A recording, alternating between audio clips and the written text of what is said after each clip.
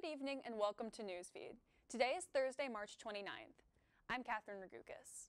This past Saturday, March 24th, over 800 marches happened across the globe. These marches, called the March for Our Lives, were to protest gun violence and advocate for gun reforms in the United States.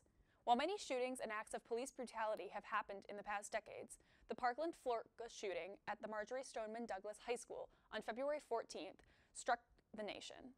Let's take a look back at the Ann Arbor March for Our Lives this past weekend. March 24th, 2018. That is today. Today is the only option. So I ask, when will we start rallying together to disarm this injustice?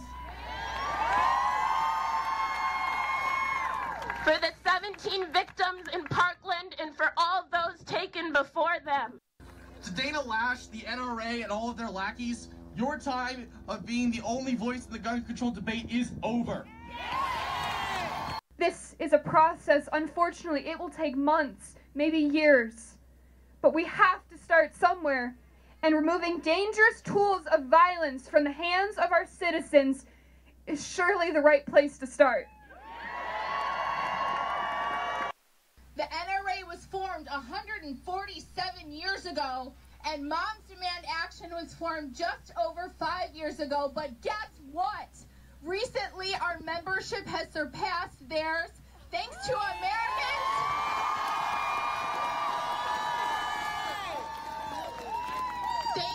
Americans who have come together and said, enough.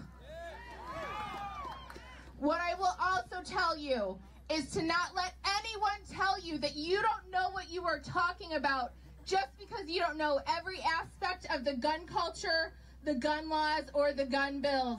Because the most important thing is that you are fighting for your own life and your right to safety in school and in public. I expected it to get kind of big, like I was thinking 1,000 taps, maybe, but obviously we saw today, like there was way over that, and just like the involvement and the support from everybody was just insane. I'm probably just going to keep motivating people, both our age and older, to keep making their voices heard, especially on this topic. I don't feel safe in school and I want to see change, I want to see action. I'm not going to wait until it happens to us. This is a real issue and we need to address it. I'm not stopping and the NRA doesn't like me. But with you at my back, I will never stop fighting. I will keep working to make sure that not only our children are safe, but that every adult is safe. You can go where you want, you can be safe, and no child ever has to experience what I experienced as a child again. So let's start marching. Let's hear our voices heard. Let's do everything we can. Hey, ho, ho, the NRA has got to go. Now it's time to organize. Give our children better lives. Stay tuned after this break and we'll be back with Morgan Showen to ask him about his involvement in the march.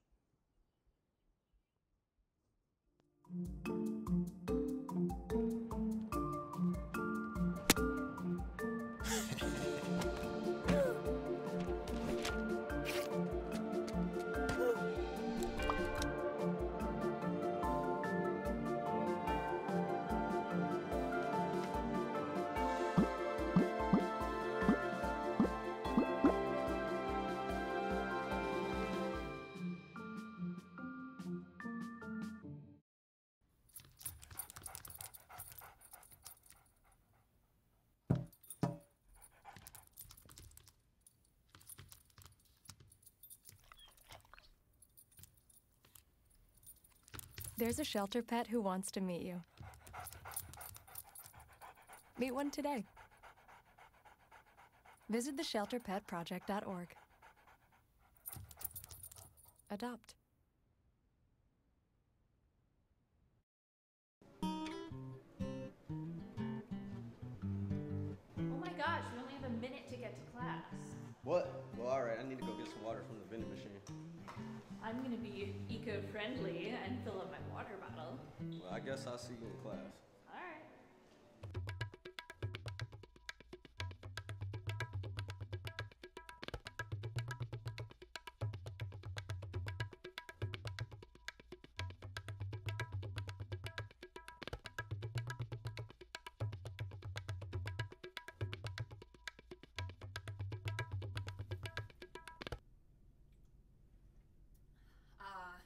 fresh.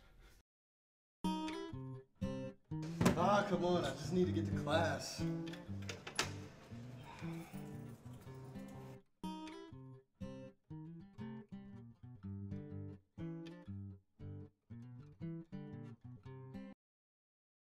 Hi, welcome back to Newsfeed. Today is Thursday, March 29th. I'm Catherine Ragukas, and I'm here today with an in-studio interview with Morgan Showen, who's a student who spoke at last week's March for Our Lives in Ann Arbor. Now let's talk to Morgan. So Morgan, do you want to just introduce yourself? Yeah, hi Catherine. Thank you so much for having me on. So I'm a freshman at the University of Michigan. I am hoping to get into the Ford School of Public Policy next year, currently on track for a political science major, and my hometown is just outside of Cincinnati, Ohio.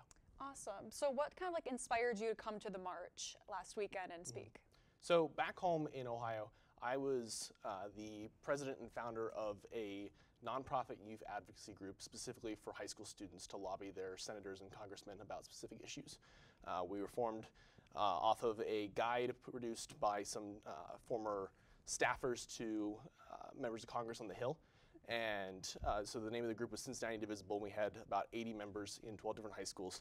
And it's that past experience of youth advocacy, sending people out to marches, going down to visit offices in Cincinnati and otherwise for these different representatives to say that we as students have a voice, that matters. And what the Parkland students have been doing really struck a chord with me. And that was one of the top reasons why I reached out to them. Yeah, so you've done marches in the past then, like gone to rallies and things like that? Yeah, so we've organized a couple of protests outside of, or at least back when I was with that group, we organized a couple of marches and protests outside of different offices. We made office visits, we participated in the Women's March, and different things like that. So I'm used to this kind of activism. Yeah, that's great. So a lot of young people, a lot of high school students, obviously a lot of college students attended the march this past weekend, including yourself. Yeah. So why do you think it's so important that so many young people were able to get involved in this kind of activism? Absolutely.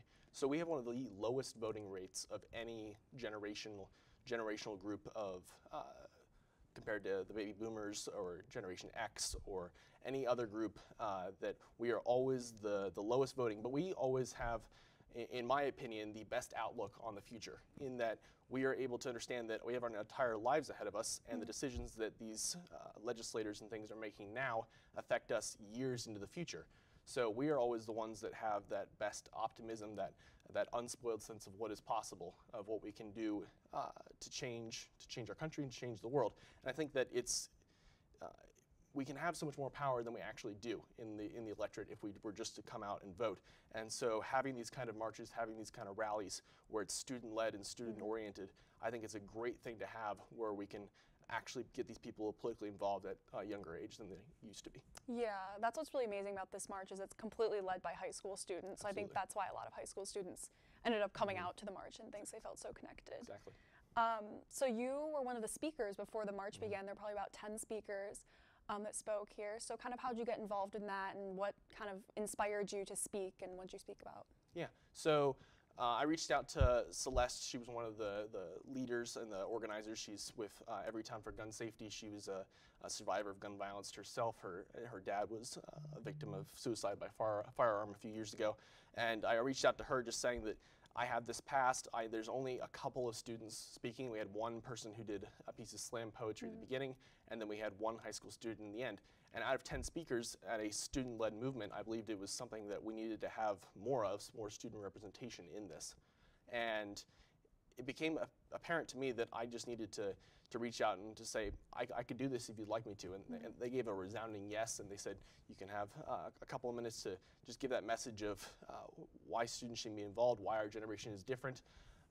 And right before I spoke, we had a survivor of the Las Vegas shooting speak, and she was very powerful. It was very powerful. It was very moving.